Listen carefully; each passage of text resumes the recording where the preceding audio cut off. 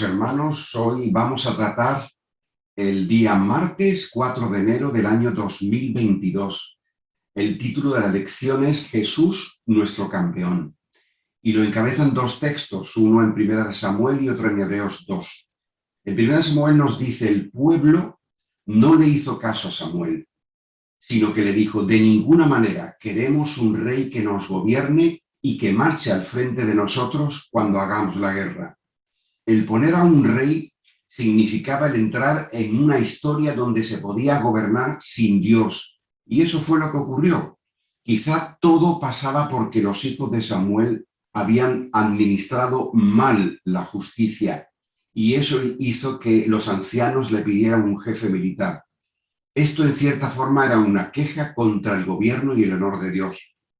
También el hecho de tener un modesto profeta con su manto que resultaba para algunos despreciable a los ojos de los que juzgan las apariencias externas.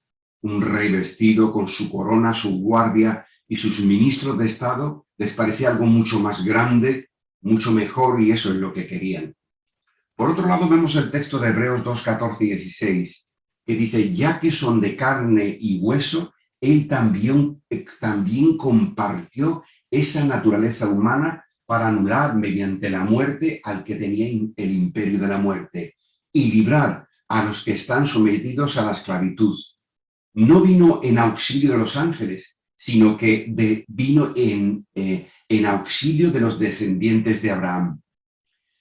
La palabra perfeccionar del versículo 10 es que cumple perfectamente el propósito para el que se había asignado. Es perfectamente adaptado y adecuado para la tarea que le fue asignada. Pablo nos dice que Jesús, por medio del sufrimiento, llega a ser la persona idónea para ser el pionero de la salvación. ¿Por qué? Cuando Dios quiso salvar a los hombres, lo hizo a través de un hombre. El identificarse con el hombre es ser igual a él, que era la idea que Dios tenía sobre el hombre. Además, capacita a Jesús a simpatizar con nosotros, a sentir como el otro. Es imposible comprender el dolor del otro, el sufrimiento, si no hemos pasado antes por ese mismo dolor. Una persona que no sufra depresión no puede entender de forma perfecta las torturas que sufre alguien que tiene esa dolencia. Antes de poder simpatizar con alguien de forma real y auténtica, hay que ponerse en su experiencia. Y eso fue lo que hizo Jesús. Jesús quiso experimentar lo que el hombre prueba, lo que el hombre vive. Y por eso ha compartido nuestros sufrimientos, porque puede compartir nuestros sentimientos y ayudarnos.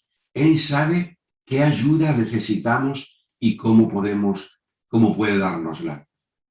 Encontramos que finalmente Dios nos da un rey, pero ese rey, como el que pidieron en el tiempo de Samuel, no es el mismo con una gran corona y sentado. Sí es cierto que Dios tiene su majestad en los cielos, pero también es el humilde, igual que el profeta, un Dios que se convirtió en hombre, se humilló hacia mismo por beneficio a aquellos que le conocen.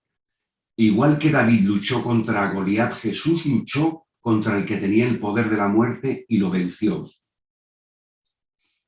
En Isaías 42:13 nos dice, el Señor marchará como guerrero, se lanzará al combate y triunfará sobre sus enemigos.